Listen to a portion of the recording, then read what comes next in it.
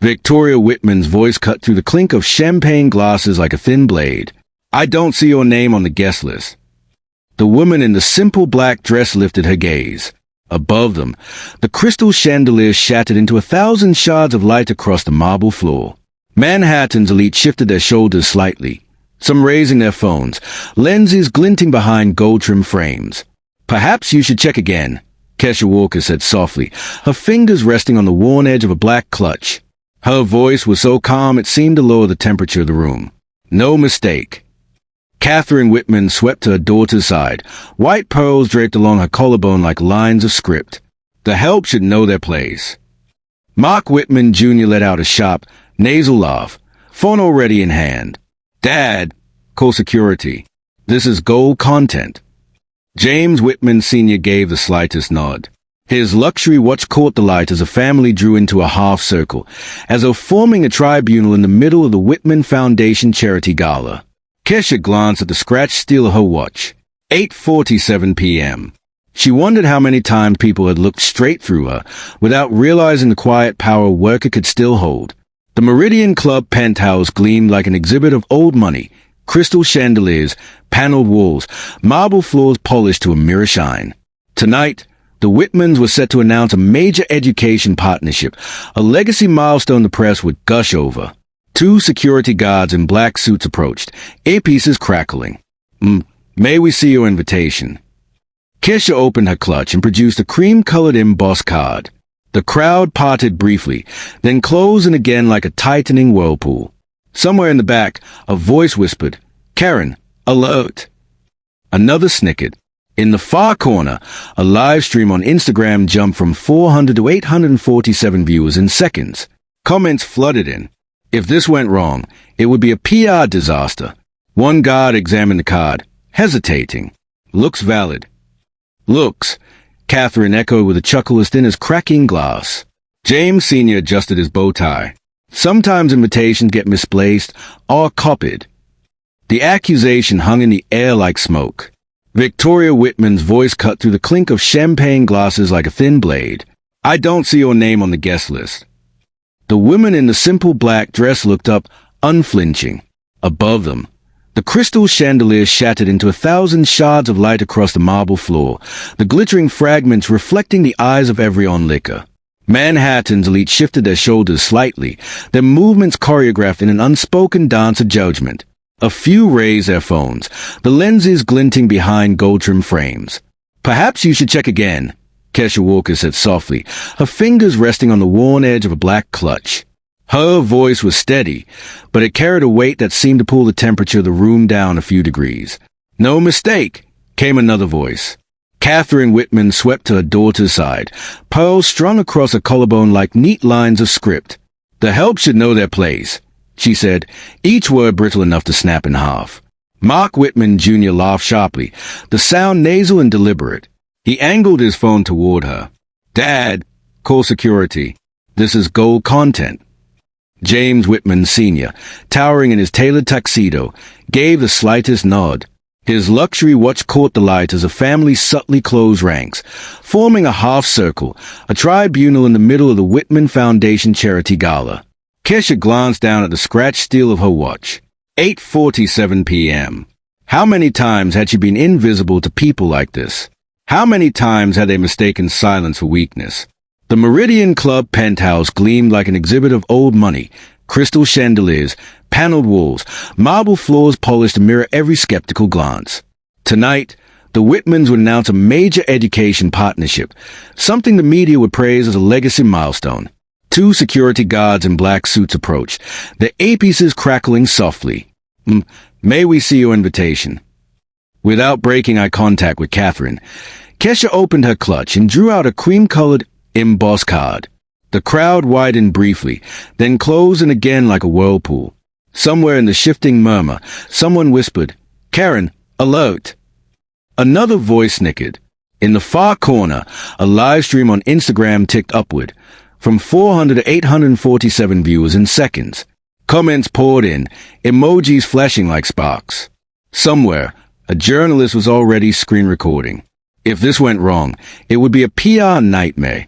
The guard studied the card, hesitating. Looks valid. Looks, Catherine repeated, her laugh as thin as cracking glass. James Sr. adjusted his bow tie. Sometimes invitations get misplaced or copied. The words hung in the air like smoke. Kesha took one step forward, her heels clicking against the marble. And sometimes, she said quietly, people forget who they owe. Catherine's lips twitched, but the practiced smile remained. The younger Wittmans leaned in slightly, as though drawn to the scent of scandal. From across the room, a sudden pop of flashbulbs signaled the arrival of the press photographers, summoned early to document the charity's grand reveal. But now, every camera was turning toward the confrontation in the center of the room. Kesha could feel the shift, something moving in the undercurrent. This was no longer just a misunderstanding about an invitation. The security guard's earpiece buzzed. His eyes flicked to Kesha, then to James Sr., awaiting a silent command. She met his gaze. "If you put your hands on me," she said, low enough for only the inner circle to hear, "you'll regret it." For a heartbeat, silence. Then, from somewhere near the bar, a voice called out, "Kesha Walker, from the union lawsuit." The murmur swelled into a wave of recognition. Whispers traveled like static electricity. Several guests began checking their phones, scrolling, showing each other headlines. Catherine's composure faltered. Mark Jr. lowered his phone slightly, unsure whether to keep recording or pretend this wasn't happening. And in that hesitation, Kesha smiled. Not a warm smile, but the kind you get when you know you've already won the first round. This was just the opening move. The applause began in the main hall, sharp and practiced, like the crack of a starter pistol. A spotlight swept over the gleaming banquet tables, catching the crystal stems of champagne flutes and the gold leaf in the menu cards. The Wittmans had spared no expense tonight, though every detail felt like an advertisement for themselves. Kesha slipped into a seat at the farthest table, near the service corridor where waiters moved in a quiet rush. She kept her back to the wall. The stranger in the gray suit was gone, but the tension he'd left behind still hummed in her chest. On stage, the MC launched into his speech. "Tonight, we honor the legacy of the Wittman Foundation and announce our most ambitious initiative yet." At the head table, Catherine sat with her chin lifted just high enough to convey superiority without appearing to strain. James Sr.'s expression had settled into that of a man who already owned the outcome of the evening. Mark Jr. scrolled on his phone under the table, probably tracking the live comments about the earlier confrontation. Kesha's plate arrived. Seared salmon, barely touched by human hand before reaching the table. She pushed it aside and opened her clutch under the linen tablecloth. Inside, her phone screen glowed with a message thread. "Anonymous. The files are yours now. Use them carefully." It hadn't been there before she walked in tonight. Someone had sent it while she was crossing the lobby. Attached were PDFs, spreadsheets, and photographs, some of them stamped with dates from only a week ago. She scrolled, pulse quickening. Wire transfers. Shell corporations. A charity scholarship fund used as a cover for off-the-books transactions. Names you didn't recognize, except one, A.R. Colton, listed in multiple transfers with six-figure sums. From the stage, James Sr.'s voice rolled over the crowd like velvet. "And through this partnership, we will open doors for thousands of underprivileged students across the country." The audience applauded. Kesha's stomach turned. She knew the truth now. Those students existed only on paper. Her thumb hovered over the forward button, but then she noticed movement at the periphery. One of the security guards, tall, square shoulders, earpiece glinting, was making a slow path around the tables. He wasn't looking at the guests. He was looking for her. Kesha snapped her clutch closed and picked up her fork, forcing her shoulders to relax. He passed behind her chair, lingered a moment too long, then kept moving. She had to get out of the penthouse before they boxed her in. But walking out now would look like retreat, and she couldn't afford that.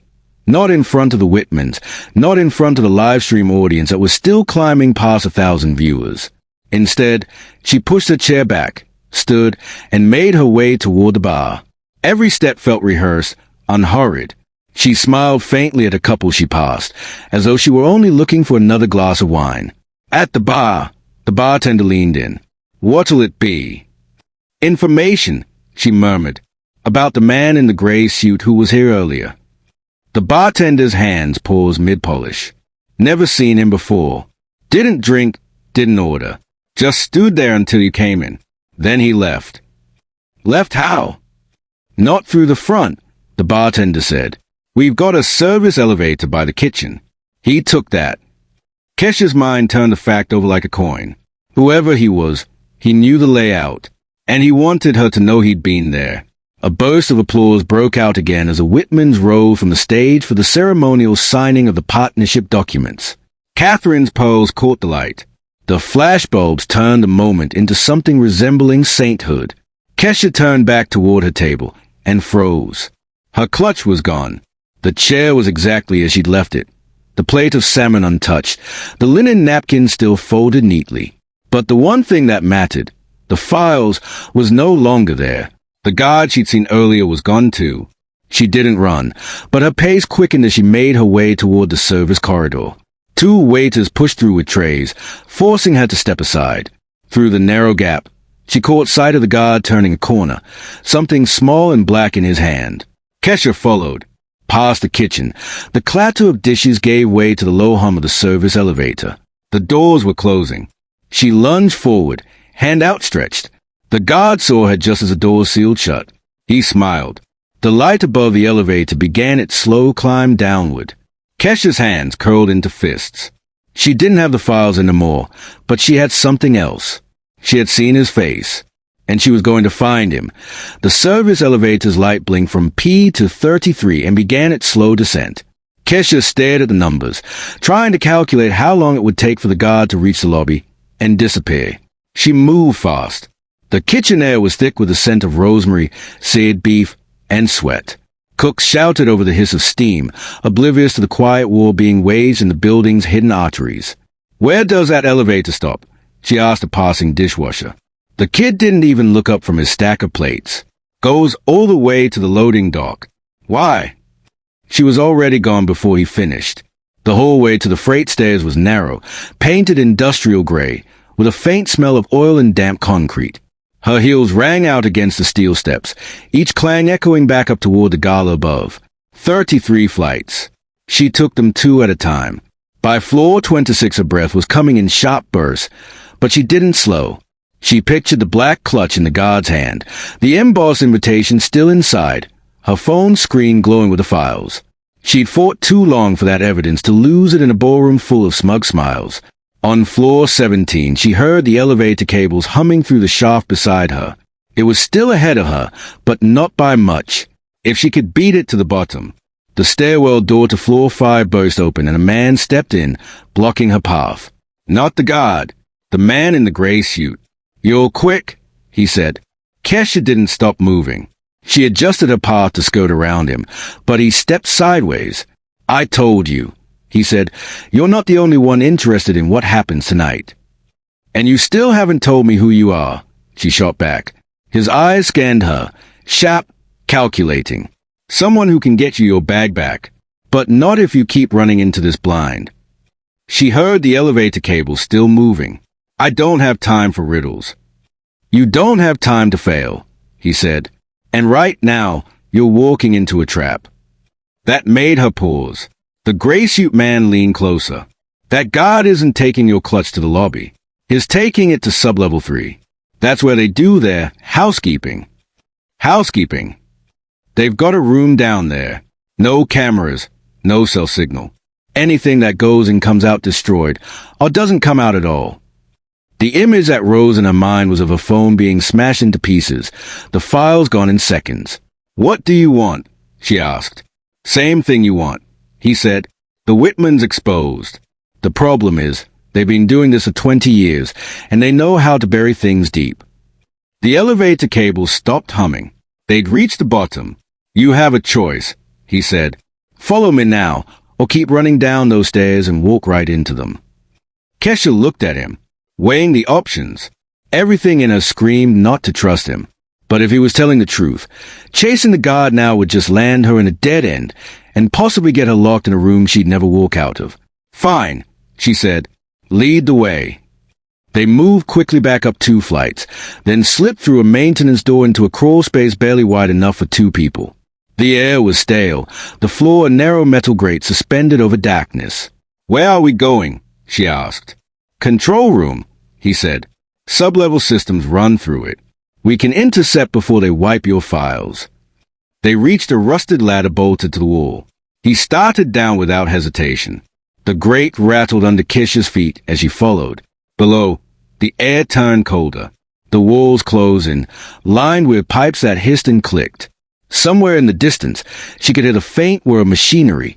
The ladder ended at a steel door with a keypad. The man in the gray suit pulled a small device from his pocket, pressed it against the panel, and waited for a green light. The lock clicked.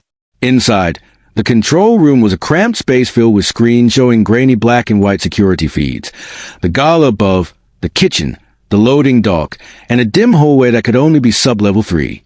On one of the monitors, Kesha saw the guard step into frame, clutch in hand. He knocked on a plain metal door. It opened just enough for another man's hand to reach out and take the bag. Then it closed again. "They're about to wipe it," Gray Suit said. "We've got maybe 3 minutes." Kesha moved closer. "Then let's stop them." He shook his head. "We can't get in there without drawing attention." But he tapped on another screen, a close-up of the server racks lining the wall in that same room. "They always copy data before they destroy it. We grabbed the copy. We got everything you came here for." "Do it," she said. His fingers flew over the keyboard, bypassing firewalls with a speed that made her wonder exactly how many laws he was breaking. On the screen, a progress bar began to crawl forward. 30%, 40, 50, "Come on," she whispered. 70, 80, 90. The screens went black. "Someone's cutting the feed," he said. "Did we get it?" A slow smile crossed his face. "We got enough." Outside the control room, heavy footsteps echoed in the crawl space. More than one pair. He pulled a flash drive from the console, shoved it into her hand. "Go. I'll slow them down." Kesha hesitated. "Why help me?" "Because you're not the only one they burned," he said. And then he was gone, moving toward the sound of the footsteps while Kesha slipped out the other way, flash drive clutched tight, the weight of it far heavier than its size. Somewhere above, the music of the gala swelled again. Oblivious of the war unfolding below their feet, the freight stairwell spat Kesha out into the loading dock like a sudden gust of cold air. The overhead lamps buzzed faintly, casting a sickly yellow glow over stacks of shipping crates and metal dollies. The night beyond the rolling doors was slick with recent rain, Manhattan's skyline fractured in puddle reflections. She kept her head down and moved quickly across the concrete.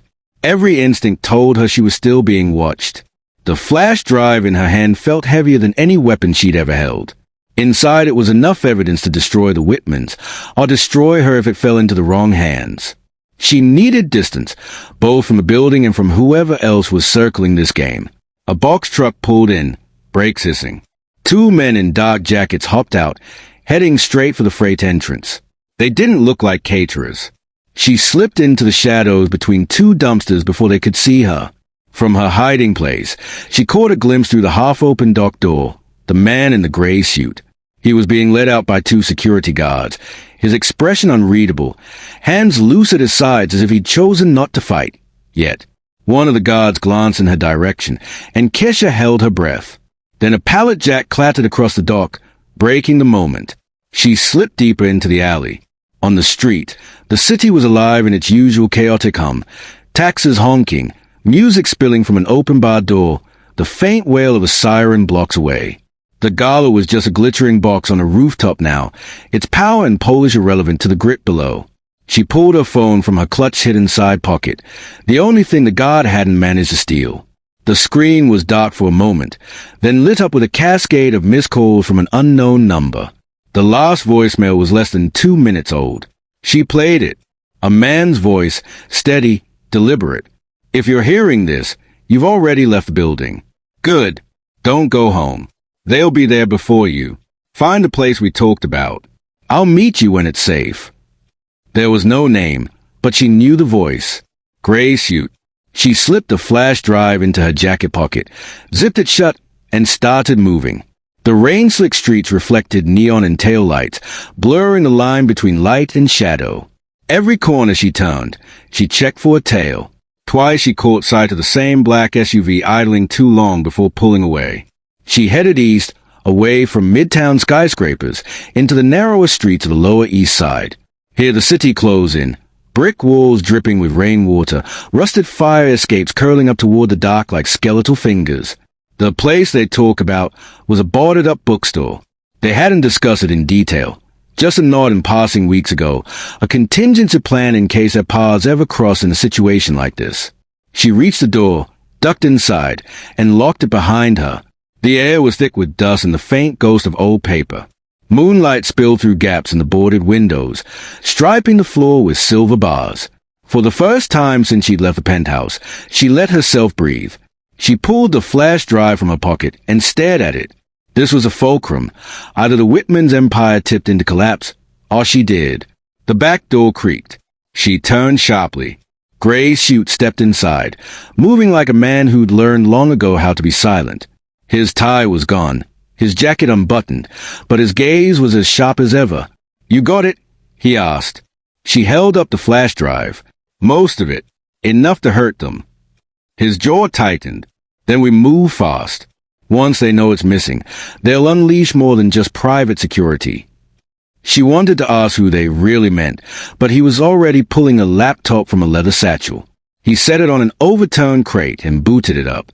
Kesha sat opposite him, watching as he connected the flash drive. The file spilled onto the screen. Dozens of spreadsheets, scanned contracts, photographs of ledgers written in precise, looping handwriting. "This isn't just fraud," he said after scrolling through the first folder. "It's an entire shadow network. Offshore accounts, property bought and sold under fake nonprofits, campaign donations routed through dead charities." "Can we prove it?" she asked. He looked up. "With this, we can burn them to the ground." A noise outside made them both freeze, the crunch of tires on wet pavement.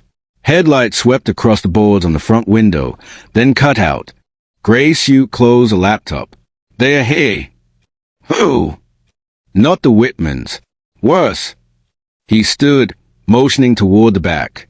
"We need to go. Now." Kesha didn't argue. She stuffed the flash drive into her jacket again and followed him through a narrow hallway toward a rusted fire exit. As they pushed it open, the sound of footsteps pounded at the front door of the bookstore. They slipped into the alley, melting into the rain and the roar of the city. Somewhere behind them, the front door crashed open. The alley swallowed them in darkness, but not silence. Somewhere beyond the dripping fire escapes, the sound of boots splashing through puddles echoed too close. "Left," Gray Chute whispered. They ran. The brick walls narrowed until Kesha could feel the scrape of old mortar against her shoulder. The air smelled of wet concrete and rust. A trash bag burst under her foot, the sharp stench cutting through the cold night air. Behind them, the footsteps split, one set following, the other flanking. "They are trying to box us in," she said, her voice low but sharp. Gray Chute didn't answer. He vaulted over a chain-link fence at the end of the alley, landing in a crouch. Kesha followed, her hands burning from the cold steel. They dropped into a courtyard between two crumbling tenements. Neon spilled in from the street beyond, red and electric blue from a bar sign blinking in uneven intervals. He led her toward the light, but stopped short at the sound of a voice from the shadows. "Well," a man drawled, "look who we've got." Two figures stepped out from behind a dumpster, faces hidden by the brims of wet baseball caps. The first held a collapsible baton, the other something glinting faintly in the half-light. "Friends of yours?" Kesha asked. "Not the friendly type," Gray Chute muttered. The baton snapped open with a sharp metallic click. "You've got something that doesn't belong to you," the man said. "Funny," Kesha replied. "I was about to say the same thing." The first lunge came fast, baton swinging toward her ribs. She sidestepped, grabbed the man's wrist, and shoved him hard against the dumpster. The clang echoed through the courtyard. Gray Chute moved on the second attacker, blocking the first swing of the knife with his forearm and driving a knee into the man's stomach. The blade clattered to the ground. "Move!" Gray Chute barked. They sprinted past the two doubled-over men, out into the wash of neon and noise on the street. A late-night crowd spilled from the bar, laughter and cigarette smoke mixing in the damp air. It gave them cover, at least for the moment. Where are we going? Kesha asked between breaths. Safe house, he said. A few blocks east. But we can't go in a straight line. They'll have watchers. They cut through the chaos of the Lower East Side, past the steam rising from subway grates, past storefronts still open at midnight, past a woman selling counterfeit handbags under a tattered awning. Every time they turned a corner, Kesha checked behind them. Once she saw the silhouette of someone trailing just far enough to stay out of reach. She didn't mention it. After 12 minutes of weaving through side streets, Gray's chute stopped in front of a nondescript door between a laundromat and a closed tattoo shop. The sign above it was half burned out, Keller and Sons Accounting. He tapped a rhythm on the door. 3 short, 2 long, 1 short. The lock clicked. Inside was not an office. The space was dim, lit by a single bulb over a battered wooden table. A coffee pot steamed in the corner. The smell of fresh grounds was almost jarring after the metallic tang of the night air. A woman sat at the table, mid-30s, sharp eyes, dark hair tied back. She wore a black hoodie and fingerless gloves. This, sir? She asked without looking away from the laptop in front of her. This is Kesha Walker, Gray's chute said. She's got the files. The woman's eyes flicked up to Kesha. You brought trouble with you. Trouble was already following me, Kesha said. The woman closed the laptop. Name's Maren.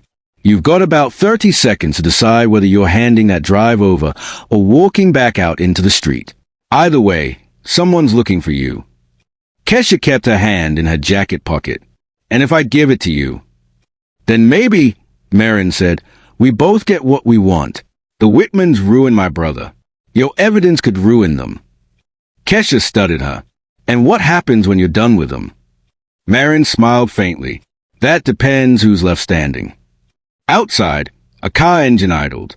The faint vibration of bass rolled through the floorboards. They found us, Gray's chute said. The lights in the safe house cut out.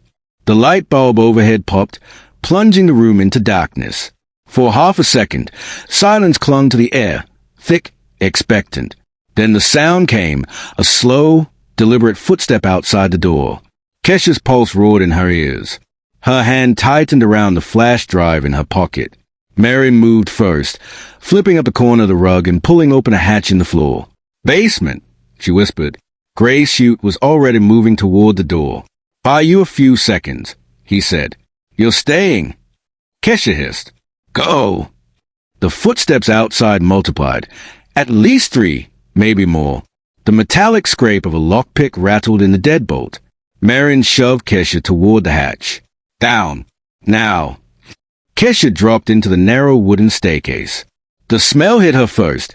Dust, oil, and the faint sourness of mold. Maren followed, pulling the hatch closed above them.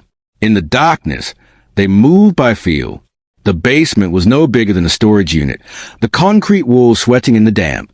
Somewhere above, the front door slammed open. Voices, low, male, professional. Not thugs, operatives. Upstairs, one of them said. Check every room.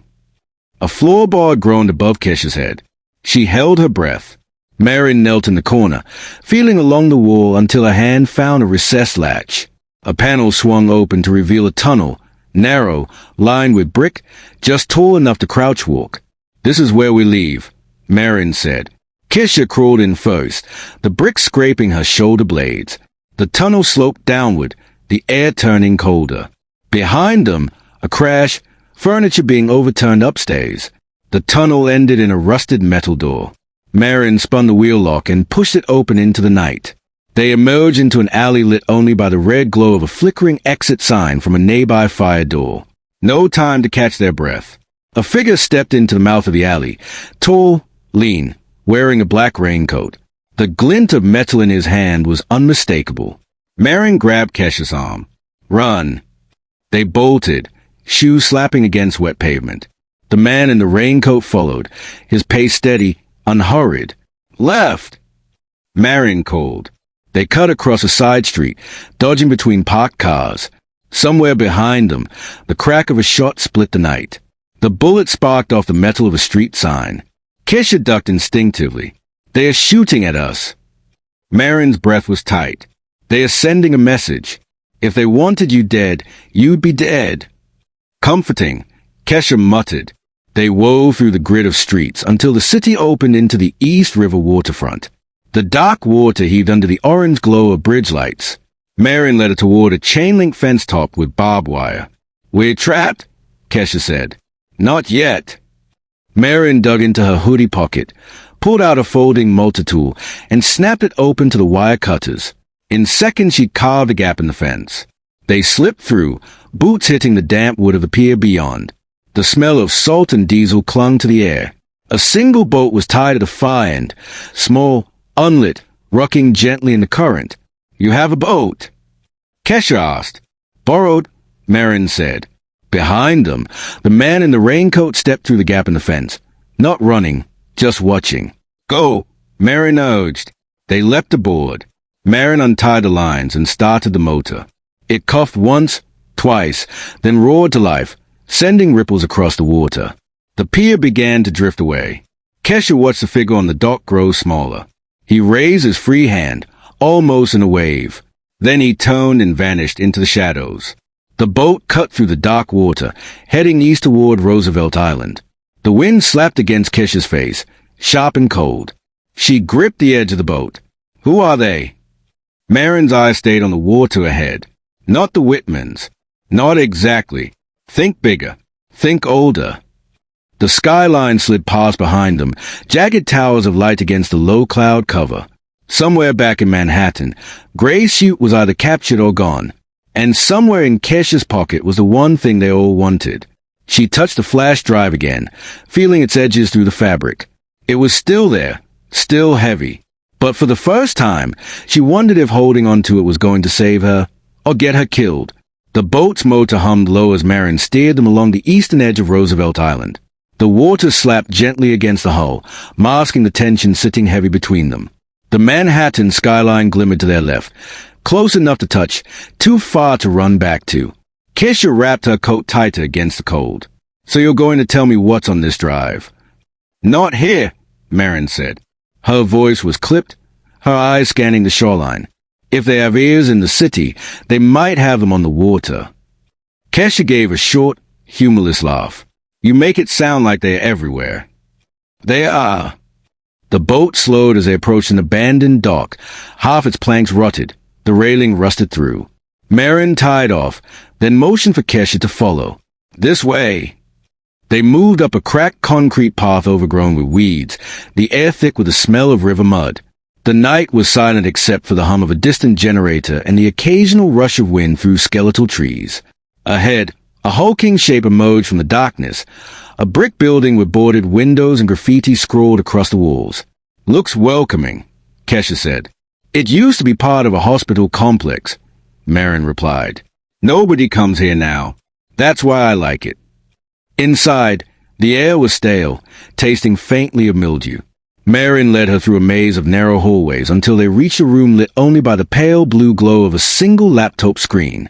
A map of the city flickered on the display, dotted with red pins. Maren shut the door behind them and dropped the bag on a dusty desk. "Now we can talk." Kesha pulled the flash drive from her pocket and held it up. "This is why the Wittmans want me dead. But you're saying there's someone else." "Not just someone. An organization. Old money. Older than the Wittmans. They work in shadows. Finance. Politics. Tech. They've been moving pieces for decades, and now they're making their final play." "And the drive?"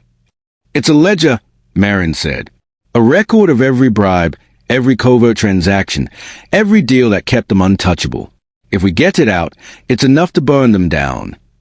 Kesha turned the small object over in her hand. "So why don't you just leak it?" "Because once it's out there, they'll know exactly who had it last. We need to make the drop in a way that keeps us alive."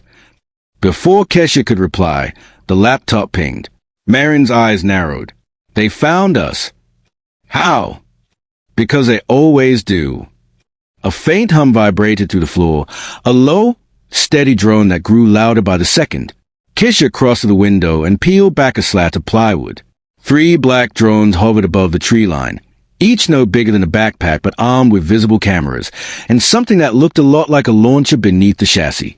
Maren killed the laptop and yanked the drive from Kesha's hand. "Move. Back exit." They sprinted down a side corridor as the first explosion shook the building. Dust rained from the ceiling, and a beam groaned overhead. Outside, the night was suddenly alive with noise, the whine of drone engines, the hiss of propellers slicing through damp air. A spotlight swept over the yard, pinning them in a blinding cone of light. The hatch gave way with a groan, and a blast of cold night air rushed down the ladder, sweeping the stale tunnel smell from Kesha's lungs. She emerged first, boots crunching on wet gravel.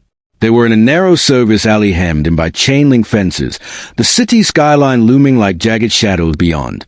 Maren climbed out next, scanning the rooftops with sharp, restless eyes. Harris was lost, pulling the hatch shut behind them. "That'll slow them for a minute," he said, breath clouding in the air. A distant hum rose above the city's background noise. Kesha recognized it instantly, the same drones that had flushed them from the abandoned building. "They are not giving up," she said. "They never do," Harris replied, already moving. "Follow me." They slipped out of the alley and into the edge of an industrial yard. Rusting cranes leaned over stacks of shipping containers, the air heavy with the smell of diesel and damp steel. The mist from the East River curled between the stacks, blurring sight lines, making the world feel close and claustrophobic. Harris led them through the maze without hesitation, turning sharply between rows of containers painted in faded blues and reds. The hum of the drone shifted, as if the machines were trying to pinpoint their location. Kesha's chest tightened. "You're sure you're not leading us into a trap?" "If I was, you'd already be dead," Harris said, not looking back. They reached a container with its doors slightly ajar. Harris slipped inside, motioning for them to follow. The interior was dim, lit only by a small camping lantern perched on a crate. Inside were blankets, a half-empty thermos, and a backpack that looked like it had seen a decade of travel. "This is one of my caches," Harris said. "We can't stay long, but I can give you something you'll need." He dug into the backpack and pulled out a folded map, paper, not digital. "They can't track this," he said, pressing it into Kesha's hands. "It shows the safe houses still off their radar." Maren crossed her arms. "You keep talking about they." "Who exactly is they?" Harris's eyes darkened. "The Meridian Circle. They're older than any corporation you've heard of. They own governments, write laws before they're ever voted on. The Wittmans are just one of their public faces." Kesha unfolded the map. "And this flash drive?" Harris nodded at it. "It's a key to their archives, a full record of every transaction, every order, every assassination they've signed off on for the last 50 years. "And you know how to open it?" "Yes, but doing so will make every one of us a target." The sound of rotor blades suddenly cut through the mist, not drones this time, but something heavier. Kesha's stomach dropped. "Helicopter." Maren moved to the door, peering through the crack. "Spotlights. They are sweeping the yard." Harris killed the lantern. "We move now, or we're boxed in." They slipped back into the fog, keeping low as the helicopter's light carved swaths through the mist. Voices shouted in the distance, men giving orders, boots striking pavement. They reached the far edge of the yard, where a chain-link fence topped with barbed wire blocked their path. "Boost me," Maren said. Harris laced his hands, and she vaulted up, hooking her fingers through the wire and swinging her leg over. She dropped to the other side and motioned for Kesha. Kesha climbed, the barbed wire snagging her sleeve. She tore free, ignoring the sting as the fabric ripped. Harris was right behind her, landing softly despite his age. They ducked into another alley, this one sloping downward toward the waterfront. A ferry terminal loomed ahead, its lights glowing dimly through the fog. "That's our exit," Harris said. "Once we're across, I can get us to a place they won't find for a while." But as they neared the dock, figures emerged from the mist, half a dozen men in dark coats, blocking the gangway. Maren muttered a curse under her breath. "We've been cut off." One of the men stepped forward, hands clasped behind his back. His voice was smooth, confident. "You've made us work harder than most, Ms. Walker." Kesha froze. "Who are you?"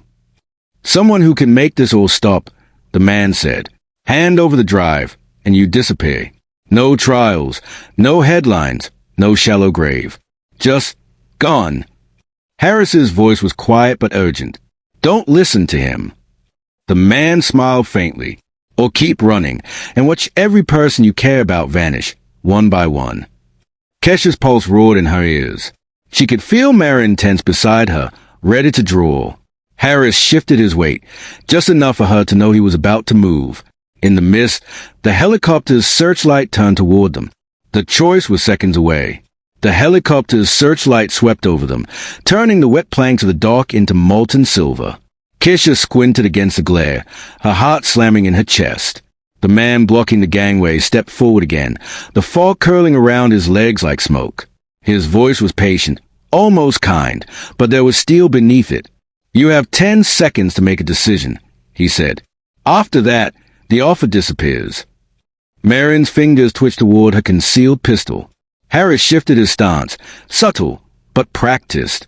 Kesha could feel the tension radiating from both of them, a live current running through the night. She didn't move, didn't speak. The man smiled faintly, as if he knew the silence meant defiance.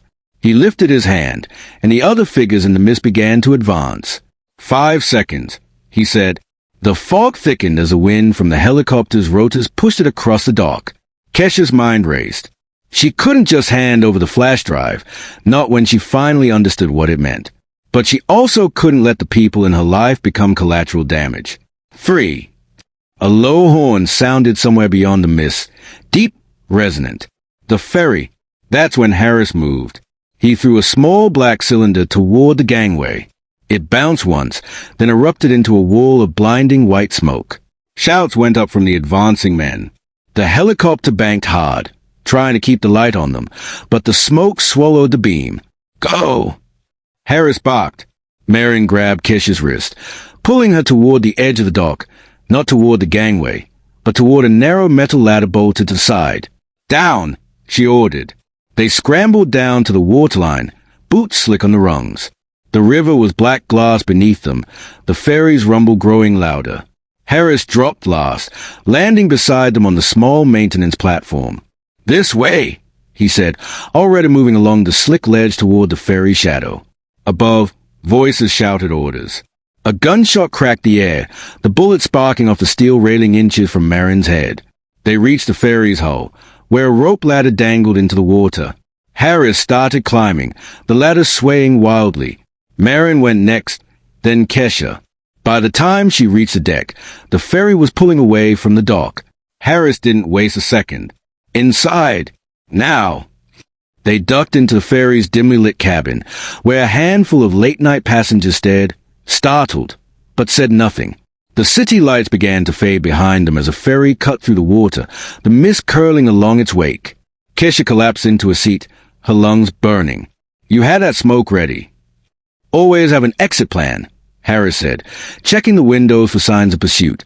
Maren leaned against the bulkhead, still scanning the shadows. "They'll be waiting on the other side." "Maybe," Harris said, "but the other side isn't where we're getting off." Kesha frowned. "What do you mean?" Harris gave her a thin smile. "There's a point mid-river where we can jump. From there, we head to a safe house they don't know exists." Before Kesha could argue, the ferry's cabin lights flickered. The engines hummed lower, as if something was slowing them down. Maren straightened. "That's not normal." Then they heard it, a rhythmic thumping from above, not the ferry's machinery. "Rotor blades." "They found us," Harris said grimly. The helicopter's searchlight pierced the mist again, sweeping over the ferry's deck. Shadows of men moved along the top of the vessel. Kesha's grip tightened around the flash drive. She knew what they wanted. She also knew there was no way they'd let any of them live once they had it. Harris crouched beside her. "Listen to me. If we get split up, you run. You don't look back. You keep that drive hidden until I find you." Maren's voice cut in, sharp. "We're not splitting up." But the thud of boots on the deck above said otherwise. The first figure dropped into the cabin doorway, a man in black tactical gear, visor down, rifle raised. His voice was flat, mechanical through the helmet speaker. "End of the line." Outside, the ferry's engine stalled completely. The river rocked them gently, the city swallowed by fog. Kesha's mind locked onto one thought. There was still water all around them. She glanced at Maren, then at Harris. Both seemed to read her mind at the same time. Maren smiled grimly. You thinking what I'm thinking? Harris nodded. Over the side. The soldiers stepped forward. Don't! They didn't wait.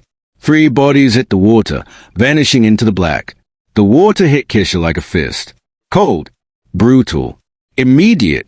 Her lungs clenched, her heart spiked. The river's taste was metallic, a mix of salt, rust, and city filth. She kicked hard, boots dragging in the heavy current. Somewhere to her left, Maren broke the surface with sharp gasp. Harris stayed under a moment longer, surfacing just behind them. Stay low, he hissed. They've got optics. Overhead, the ferry's deck light stabbed into the mist, sweeping across the black water like search beams from a prison tower. Shadows of armed men leaned over the railing, rifles tracking the ripples below. Kesha forced herself to go under again, the cold biting into her scalp and teeth. Her ears filled with a muffled thump of rotor blades, the helicopter still circling. She surfaced beside Maren, who was treading water and scanning the shore. South Bank, Maren said, low. There's a construction site, cover, scaffolding, maybe even a drain tunnel. Harris gave a sharp nod. Go! They swam diagonally, using the ferry's shadow as partial cover until the vessel loomed above them like a dark cliff. The voices from above grew faint as they slipped beyond the stern and into the open current. A spotlight swept dangerously close. Kesha dove again, her lungs screaming for air by the time she surfaced. Harris was beside her, his eyes locked on the shoreline. Then, gunfire, muffled by the fog, but sharp enough to sting her ears. Bullets hissed into the water, plumes erupting inches from her face. Maren yelled, faster, and they pushed hard, the river dragging at their limbs. Kesha's arms burned. Her thighs ached, but the gritty outline of the construction site grew closer, steel beams and cranes looming like skeletons in the night.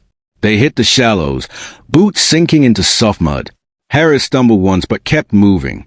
Maren reached the embankment first, scrambling up the slope and pulling Kesha after her. Harris followed, dripping and shaking from the cold. They ducked behind a stack of shipping pallets just as a helicopter's light passed overhead. It lingered on the river, sweeping slowly, before moving inland. Kesha's teeth chattered. We're not safe yet. No, Harris said, water streaming from his hair. But we're out of their net, for now. The construction site loomed around them, all skeletal girders and half-poured concrete. The smell of wet rebar and diesel filled the air. Somewhere deeper in the site, a generator hummed faintly. Maren took point, slipping between steel beams toward a low scaffolding. We can dry off there. Then we decide where the hell we're going. They ducked under the scaffold, settling on the dry boards. Kesha peeled off a soaked jacket, wringing it out. Harris rummaged through a side pouch on his pack, producing 3 small foil blankets. Not much, but it'll keep you from freezing, he said, handing them out. As they wrapped themselves, Kesha stared at the flash drive in her palm. They're not going to stop, are they? No, Harris said. And after tonight, they'll double their effort. They can't afford the contents of that drive getting out. Maren's gaze was fixed on the fog outside the scaffolding. Then we need to move before sunrise. I say we head inland, lose ourselves in the old transit tunnels. Too obvious, Harris countered.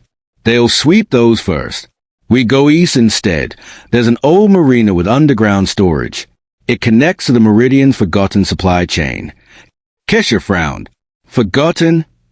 Harris's eyes narrowed. The circle never truly forgets. But some doors stay closed for decades until someone with the right key shows up. Before she could ask more, a noise cut through the hum of the generator, a faint crunch of gravel. Maren's hand went to her pistol instantly. We've got company. Figures emerged from the mist at the edge of the site. Not the black-clad tactical unit from before.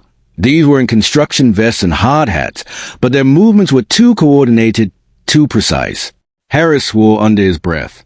Circle operatives. Disguised. Kesha's grip tightened on the flash drive. The lead worker lifted his head, revealing a comms earpiece. The sound of boots quickened. Maren's eyes flicked to Harris. We can't outrun them in the open. No, Harris said slowly, but we can go down. Kesha followed his gaze to a half-covered pit in the concrete floor, a service shaft leading into darkness. Sub-basement access, Harris said, leads to the marina tunnels. It's a gamble. The voices were getting closer now. Maren didn't hesitate. We jump.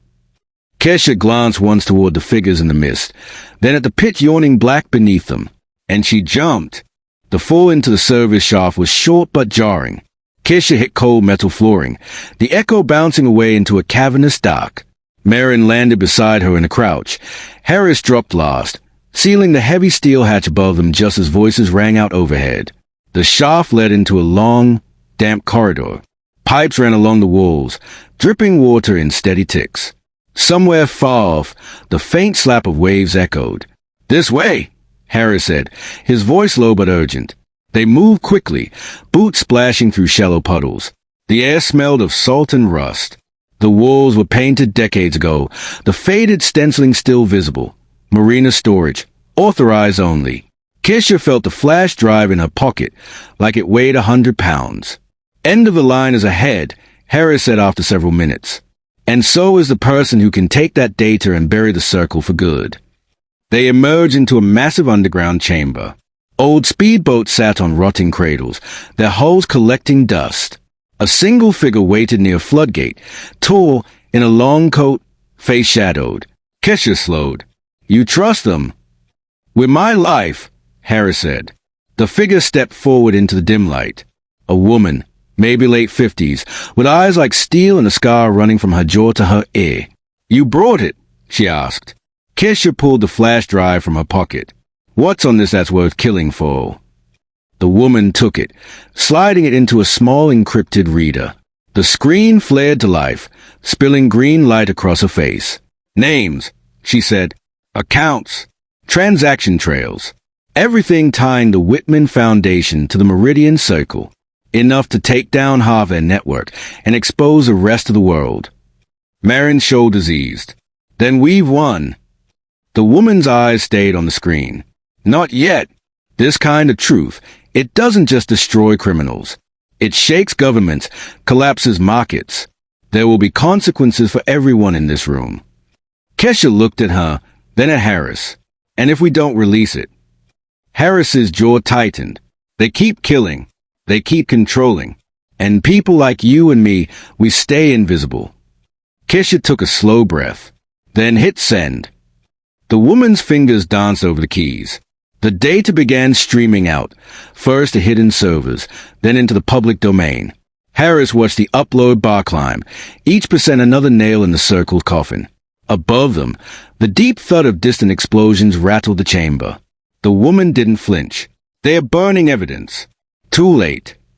When the bar hit 100%, she disconnected the reader and crushed it under her boot. "It's done," she said. Kesha exhaled for what felt like the first time all night. Harris gave her a faint, tired smile. "You just changed the world." They moved toward the floodgate. Maren cranked it open, letting moonlight spill in from the river beyond. The night was quiet now, the mist beginning to lift. Kesha stepped out onto the dock. Somewhere far off, sirens wailed.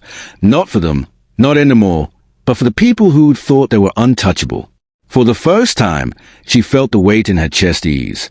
She didn't know what tomorrow would bring. Chaos, headlines, maybe danger, but it would be on her terms. As they walked into the night, Harris glanced over his shoulder at the dark water.